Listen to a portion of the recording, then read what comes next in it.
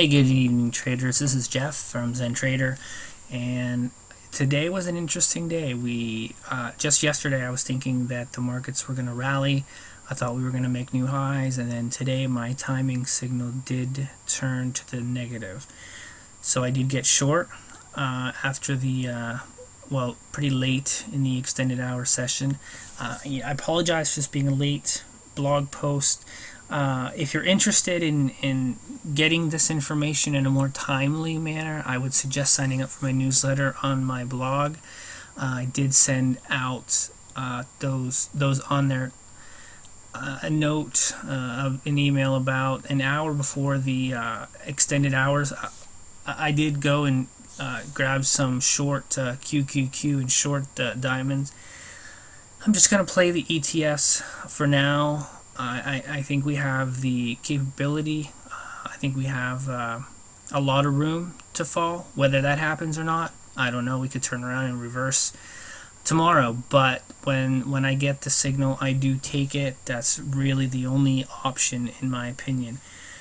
Volume did increase today, and as I went through the sectors tonight, obviously commodities a big weak spot in the markets. Home builders and the real estate, Dow Jones U.S. real estate, you can see here large red candles, increasing volume. For the financials, these charts, they're just, the market's not going to go up with these key sectors performing as poorly as they are. Here you've got the weekly, the NASDAQ, large bearish wedge. And we've had divergence here for quite a long time. And, we're sitting at 63 on the RSI. We could easily fall to 50 and, really not even have a speck of technical damage. It would almost be expected. Actually you've got negative divergence here, and then you've got more negative divergence if you can imagine a line being drawn connecting these two,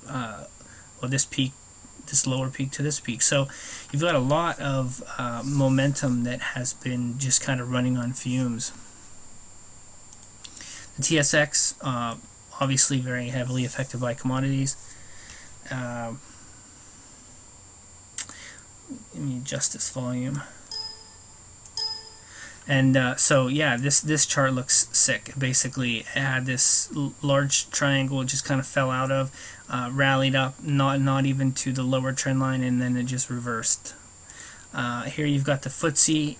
It's been hitting this resistance line for basically all of this year, and it could easily roll down and fall 200, 300, 400 points.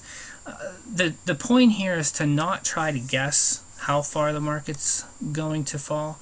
And while it's, sometimes when you get the signal, it's easy to say, okay, I'm going to wait a day, see what happens. But sometimes that's when the big move happens.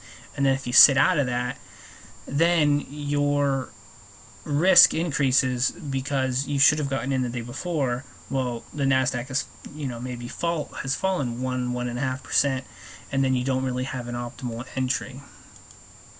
Here you've got the Brazilian, the Bovespa.